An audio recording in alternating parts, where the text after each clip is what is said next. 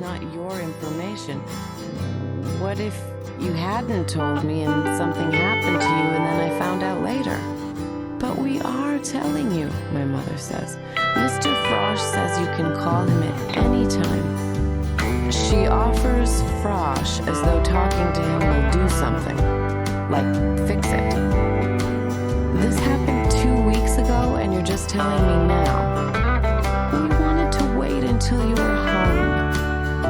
Why did Frosh call you? Why didn't he call me directly? I was 31 years old, an adult, and still they were treating me like an infant who needed protection. Damn her, my mother says.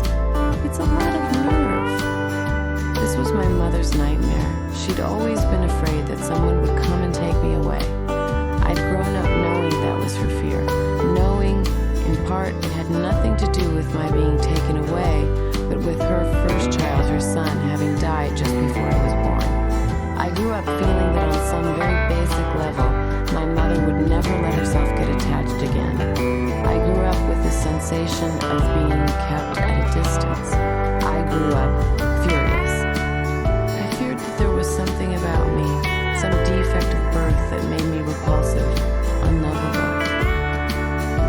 My mother came to me. She wanted to hug me. She wanted me to comfort her. I didn't want to hug her. I didn't want to touch anyone. Is Frosh sure she is who she says she is? What do you mean? My father asked. Is he sure she's the right woman? I think he's fairly certain it's her, my father said. The fragile, fragmented narrative, the thin line of story, the plot of my life has been abruptly recast. I am dealing with the divide between sociology and biology. The chemical necklace of DNA that wraps around the neck sometimes like a beautiful ornament, our birthright, our history, and other times like a choke chain. I have often felt the difference between who I arrived as and who I've become. Layer upon layer piling up until it feels as though I am coated with a bad veneer, the cheap paneling of a suburban recreation room. As a child, I was obsessed with the World Book Encyclopedia, the acetate anatomy pages where you could build a person, folding in the skeleton, the veins, the muscles, layer upon layer until it all came together. For 31 years, I have known that I came from somewhere else, started as someone else.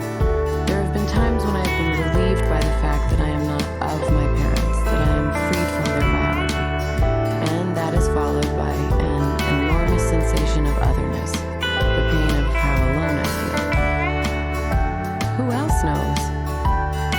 We told John, my father says. John, my older brother, their son. Why did you tell him? It wasn't yours to tell. We're not telling Grandma, my mother says. This is the first important thing they've elected not to tell her. She is too old, too confused to be of help to them. She might do something with it in her head, conflate the information with other information, make it into something entirely different. Think how I feel, my mother says. I can't even tell my own mother. I can't get any comfort from her. It's awful. My mother and I sit in silence. Should we not have told you? My mother asks. No, I say, resigned. You had to tell me. It wasn't a choice. It's my life. I have to deal with it. Mr. Frosh says you can call him anytime, she repeats.